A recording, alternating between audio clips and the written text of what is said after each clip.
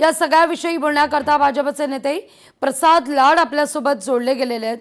प्रसादजी नमस्कार, स्वागत आहे तुमचं लोकशाही मराठीमध्ये।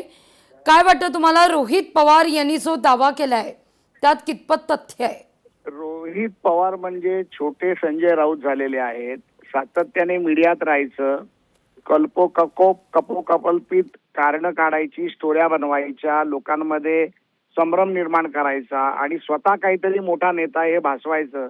मला वाटतं की रोहित पवार एवढा मोठा नेता नाहीये की ज्याच्यासाठी भारतीय जनता पार्टीने कुठली दखल घ्यावी किंवा कुठल्याही प्रकारची स्टेटमेंट करावी। रोहित पवार स्वतःचं स्वप्नभंग झालं, ज्या पक्षाचे 10 आमदार नाहीत त्यांनी भारतीय जनता पार्टी काय करणार आणि अजित पवार गट काय करणार यावर बोलणं म्हणजे हास्यास्पद आहे। 4 महिने झाले टीव्हीवर सातत्याने येऊन अजित पवारजींचा जी दुर्दैवी घटना झाली त्यावर त्यांनी राजकारण करण्याचा प्रयत्न केला आणि आता ते नवीन अजित पवारांचा पक्ष फुटणार यावर ते राजकारण करतायत।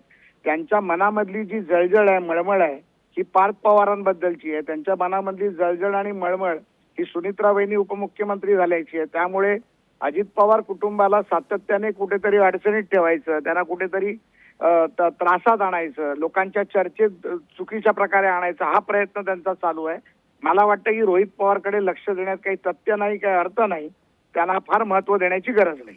अगदी खूप खूप धन्यवाद प्रसादजी, आमच्याशी संवाद साधला त्याबद्दल। रोहित पवार यांना सुनेत्रा पवार या उपमुख्यमंत्री झाल्या, पार्थ पवार हे खासदार झाले, ही जळजळ आहे आणि त्याच्यातूनच ही वक्तव्य केली जात आहेत।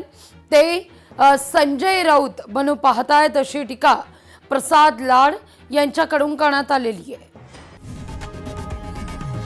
लोकशाही मराठी ऐका, पहा, जागरूक रहा।